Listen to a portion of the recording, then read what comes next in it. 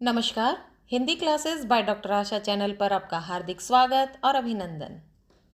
प्यारे बच्चों, सत्र 2021-22 की पढ़ाई के लिए कमर कस लीजिए। आज से हम प्रारंभ कर रहे हैं आपकी 9वीं कक्षा की पढ़ाई, जिसके प्रारंभ में ही आपको पाठ्यक्रम से परिचित करा जाएगा।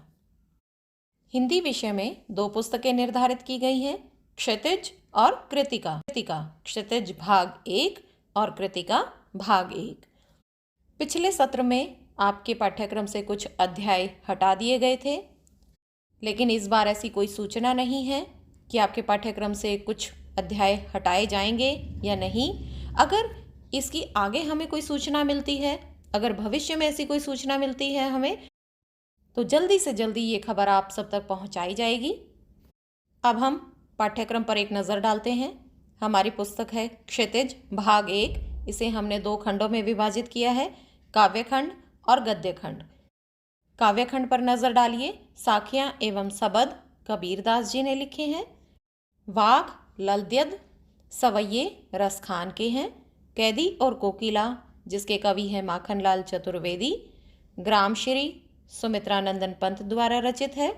चंद्र गहना से लौटती बेर केदारनाथ अग्रवाल। मेघ आए सर्वेश्वर दयाल सक्सेना। यमराज की दिशा चंद्रकांत देवताले। बच्चे काम पर जा रहे हैं राजेश जोशी। प्यारे बच्चों, इस पृष्ठ पर नज़र डालिए। अगर इस पृष्ठ पर आप लिखे हुए अध्यायों और उनके लेखक या कवियों के नाम आप याद कर लेते हैं, तो आप परीक्षा में 2 अंक के हकदार अभी से हो जाएंगे।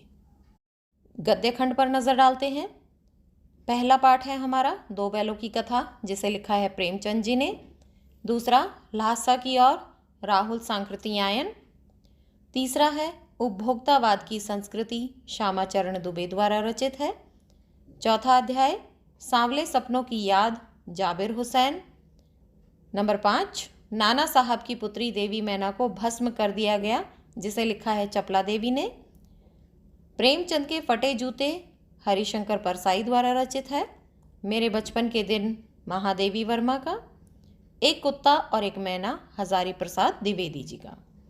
अगली हमारी पुस्तक आती है कृतिका, जो कि आपके लिए बहुत स्कोरिंग है। अगर आप इसके अध्यायों को बहुत तल्लीनता से पढ़ेंगे तो आप अपनी रचनात्मक क्षमता के आधार पर प्रश्नों के उत्तर लिख सकते हैं। अब देखते हैं हम व्याकरण के। व्याकरण में भाषा तो सबसे पहले और महत्वपूर्ण, उसके बाद वर्ण प्रकरण, अलंकार, वाक्य, र के विभिन्न रूप, पत्र लेखन, निबंध लेखन, समास, विकारी अविकारी शब्द, उपसर्ग, प्रत्यय, हिंदी का मानक रूप, मतलब हिंदी भाषा में जो भी नवीन नवाचार हो रहे हैं, नवीन शब्द बन रहे हैं, पुराने से नए रूप में आ रहे हैं, वो रूप।